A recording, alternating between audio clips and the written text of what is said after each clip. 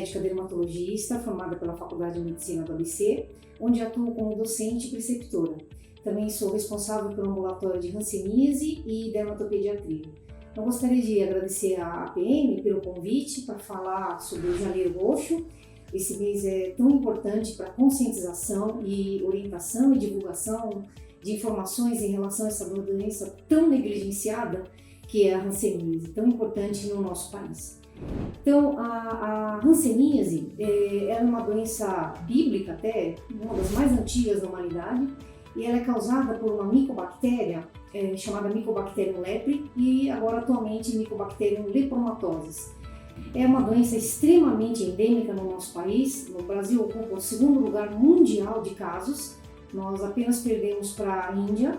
E da América Latina, o Brasil totaliza 90% dos casos. Então, realmente é uma doença altamente endêmica no país e que o que nos preocupa é que ela atualmente está sendo extremamente esquecida, pois muitos profissionais de saúde acham que não existe hanseníase no Brasil, né?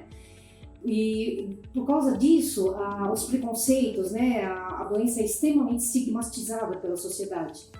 Então, essa oportunidade de falar sobre o Janeiro Roxo, onde de forma nacional e até mundial, várias campanhas, vários projetos de divulgação da doença são realizados, são de extrema importância, ainda mais para a atenção básica de saúde, onde os agentes de saúde, os profissionais que atuam nesse setor de atenção primária, devem ter acesso a essas informações para fazer o diagnóstico precoce e tratamento. Então, em relação à patogenia da doença, a doença ela é ocasionada por essas bactérias citadas e principalmente o meio de transmissão é o contato íntimo e prolongado com o doente que sabidamente tem a doença e não recebe tratamento, e ela se faz pelas vias aéreas superiores. Uma vez em contato do bacilo pelas vias aéreas superiores, ele atinge primariamente e primeiramente o sistema nervoso periférico, e do sistema nervoso periférico ele pode ou não acometer a pele, e de acordo com a imunidade celular do doente, ele pode ter a lesão restrita, onde nós temos a hanseníase indeterminada e a tuberculose, e quando o doente não tem a imunidade específica, a bactéria, o bacilo se dissemina por todo o corpo, e nós vamos ter lesões mais disseminadas, mais exuberantes, que é todo o espectro da hanseníase wilsoniana. Então, devido a essa multiplicidade de manifestações clínicas, principalmente as dermatológicas, é que o diagnóstico muitas vezes não é lembrado. Então, a hanseníase, muitas das vezes, né, por essa exuberância de lesões, ela pode ser confundida com vitiligo, com micoses, com dermatites, com sífilis secundária, principalmente, com lúpus eritematoso. Então, a importância da divulgação desses sintomas é muito importante, uma vez que qualquer especialidade médica, e não só o dermatologista ou o neurologista, deve ter conhecimento dessas manifestações, porque uma hora vão se deparar com esses pacientes em suas rotinas profissionais. Então, o período de incubação da hanseníase é extremamente indolente, longo, podendo variar de 3 anos até 10 anos, né? Então, é uma doença indolente, muito lenta o desenvolvimento dos sintomas, e muitas vezes o doente, ainda mais os idosos, podem até morrer com a doença sem saber que tinham a hanseníase. Então, os primeiros sintomas, eles podem surgir no sistema nervoso periférico, tanto no sistema sensitivo-motor, quanto no autonômico e mais tardiamente no sistema locomotor também.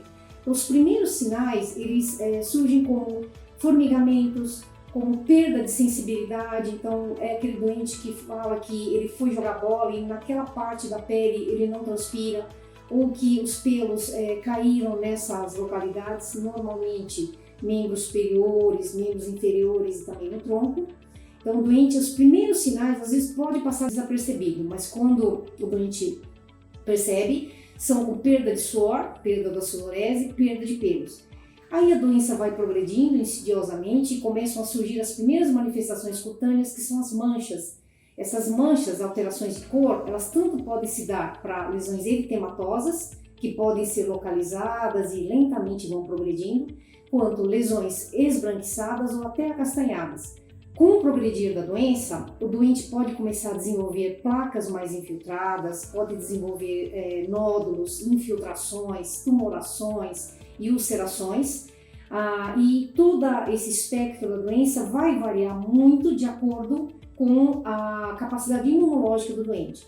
Então, o doente que tem uma imunidade parcial à hanseníase, a nossa imunidade constringe a doença e o doente pode ter apenas uma ou poucas lesões de pele. Já quando o doente, no polo virchoviano, ele não tem a imunidade celular adequada, ele vai ter disseminação das doenças e o bacilo pode ficar também em todas as partes do corpo, como a faringe, laringe, via aérea superiores, rim, fígado, linfonodos e principalmente nas articulações. Então, na forma inicial, normalmente ocorre a mancha hipocrômica. Existe uma perda de sensibilidade que é progressiva, mas as principais inicialmente são para sensibilidade térmica. Então, o doente naquela região ele não consegue discernir se nós encostarmos um pedaço de gelo ou um tubo gelado. O doente não consegue falar se naquela região está tendo a manifestação de frio ou calor, quente. E progressivamente ele vai perdendo a sensibilidade dolorosa. Então, se você encostar uma caneta, bique, a ponta, naquela mancha, ele não vai sentir, nos casos um pouco mais avançados, e progressivamente ele vai perdendo também a sensibilidade tátil. Por isso que é muito importante, eu diria que a forma mais difícil de ser diagnosticada é a forma primária, a forma na qual as manchas hipocrômicas estão surgindo, porque vários diagnósticos diferenciais devem ser lembrados, né, como as micoses e o vitiligo, e ao mesmo tempo, a manifestação inicial, você tratando nessa fase, você impede que o doente evolua para as formas mais incapacitantes e disseminadas. Então, o diagnóstico precoce nessa fase de máculas hipocrômicas com perda de sensibilidade é o mais importante. Conforme a doença vai progredindo e ele pode desenvolver a forma tuberculoide, essas máculas hipocrômicas elas vão se infiltrando e vão disseminando. Então, ela pode começar a se disseminar para a face, para os membros superiores, por tronco, de acordo com a imunidade, e essas máculas vão se tornando mais infiltradas, com a borda muito bem delimitada e uma tendência à cura central. As lesões lembram muito uma dermatofitose, as micoses, e aí progressivamente os sintomas neurológicos vão ficando cada vez mais floridos, mais exuberantes. Então, nessa fase de placa tuberculoide, nós já podemos sentir vários nervos espessados, principalmente dos membros superiores, na forma do nervo ulnar. Então, o nervo se torna palpável, sensível, hiperreativo à palpação. O nervo mais acometido nos membros superiores é o nervo ulnar.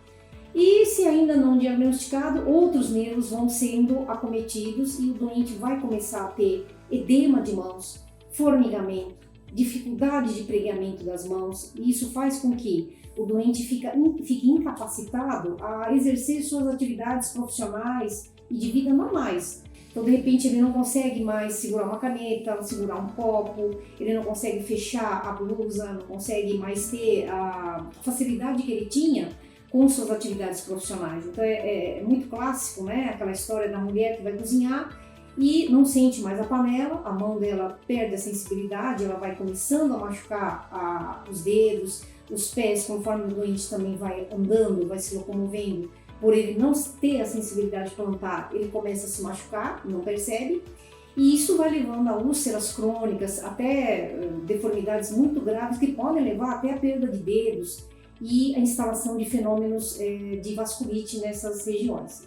Então, nessa fase um pouco mais avançada, é muito importante essa queixa, edema de mãos, com formigamento, sensação de parestesia, choque nos nervos periféricos, principalmente na topografia do nervo ulnar. Na região dos membros inferiores, o nervo tibial posterior e o ciático procteu externo da perna são extremamente afetados, então o doente não consegue fazer a dorsiflexão dos dedos e da perna, e também ele perde a sensibilidade plantar. Então ele vai andar descalço, ele não sente, ele pode pisar num prego, ele também não sente. E assim a doença vai evoluindo, e nas formas mais tardias, que pode variar entre 5 a 10 anos, o doente tem a disseminação dessas lesões iniciais, então ele começa a ter manchas hipocrômicas disseminadas, placas tricofitoides disseminadas, começam a surgir nódulos que podem se disseminar para a face, todo o corpo. Esses nódulos eles podem ser dolorosos ou não, e ele vai caminhando para as deformidades locomotoras, né? Então, com o agravamento das lesões, ele pode ter dificuldade para andar, pode ter uma marcha escarvante simulando um AVC e por aí vai, né? Então, a doença ela não leva à morte tão rápida, né? Ela não é assim tão letal como algumas outras micobacterioses, porém, o grau de incapacidade, quando nós não diagnosticamos no começo e não orientamos esse doente ao tratamento precoce, ele pode evoluir realmente para dificuldades motoras e dificuldades profissionais extremamente relevantes. Os doentes no nosso Brasil, geralmente a faixa etária mais acometida é a faixa etária entre 20 a 40 anos, onde o indivíduo está na fase mais produtiva da sua atividade profissional, e nessa fase, se não diagnosticado, ele fica incapacitado para todas as suas atividades de rotina e profissionais, né? Então, é um doente que fica extremamente estigmatizado. Então, nessa forma bichoviana, existe a clássica face leonina, onde o doente tem a infiltração do rosto, do nariz, aí ele começa com entupimento nasal, ele não sente mais o cheiro, né? O olfato é perdido por essa infiltração maciça dos bacilos na mucosa nasal, e ele vai, com a infiltração dos bacilos também na laringe, ele vai ficando com a voz rouca. Então é aquele doente que fala que nunca roncava e de repente começou a roncar, tem edema importante de membros inferiores, e nessa fase já os nódulos começam a infiltrar a pele. Então, nessa forma bichoviana tardia, né, que pode levar até 10 anos, ele já tem um acometimento global da pele e as manifestações sistêmicas que já começam a se agravar, principalmente na parte articular e culminando com a insuficiência renal, né? Porque esses imunocomplexos e os bacilos eles vão se depositando nas áreas mais frias do corpo, principalmente no rim, e esses depósitos podem fazer com que a função renal e também, menos comumente, a função hepática desses doentes fique alterada. Então, é uma doença que pode começar primariamente na pele, mas que com o agravamento e a falta do diagnóstico precoce, ele pode acometer sistemicamente várias localizações. Em relação ao diagnóstico, o diagnóstico é feito pelo embasamento clínico, então máculas hipocrômicas, lesões inflamatórias com nervos espessados e perda de sensibilidade são sinais extremamente importantes para o médico clínico, né? Então realmente a gente deve muito ficar atento a essas manchas que o médico tratou com dermatofitose, com eczema, com alguma outra coisa mais comum e que não melhora, isso é um sinal importante, e onde o doente vai tendo um agravamento das suas lesões em sistema nervoso periférico. Então isso é o primeiro gatilho que faz pensar. Então, além do embasamento clínico, né, do exame clínico do doente, onde você vai ver as manchas e muitas vezes a palpação dos nervos já vai evidenciar um espessamento ou não, você pode, quando da suspeição muito forte, realizar uma biópsia dessas lesões. Então, a biópsia, o anátomo patológico vai ajudar muito até na forma clínica que o doente está desenvolvendo de hanseníase, e na própria biópsia, se solicitarmos uma baciloscopia, o anatomo-patologista ele pode encontrar essas bactérias na lâmina da biópsia. Então, além da biópsia, também pode-se fazer a baciloscopia, principalmente do lóbulo de orelha, cotovelo e joelho. Nessa baciloscopia, o bacilo pode ou não ser encontrado, né? Então, muitas vezes, quando ele não é encontrado, é descartado o diagnóstico, mas muitas vezes o doente não tem ainda o bacilo nessas localizações. Então, o ultrassom de nervos periféricos também é extremamente importante na detecção precoce desses nervos. O tratamento é feito em toda a unidade de saúde, com o esquema PQT, são 3 drogas principais, rifampicina, clofazimina e dapsona, e o doente ele é assistido nas unidades de saúde de referência durante 6 meses ou 1 ano. Então, é de extrema importância essa profilaxia, esse diagnóstico precoce, essa atenção, para que o doente seja tratado no começo e não evoluindo para lesões tão incapacitantes. Então, eu espero que tenha sido relevante, eu agradeço muito à Associação Paulista de Medicina, principalmente em nome da doutora Tereza Cristina, agradeço a oportunidade e convido vocês da área da saúde, acadêmicos de medicina, profissionais de saúde, a entrarem nas nossas redes sociais, aqui da PM de São Bernardo, para assistir não somente a esse vídeo, também a outros vários que existem temas muito relevantes cada mês. Nós fazemos várias doenças, né, próprias de cada mês, né, para termos uma atenção mais importante sobre elas. Muito obrigada, espero ter sido relevante para vocês. A gente se encontra em outras oportunidades. Obrigada.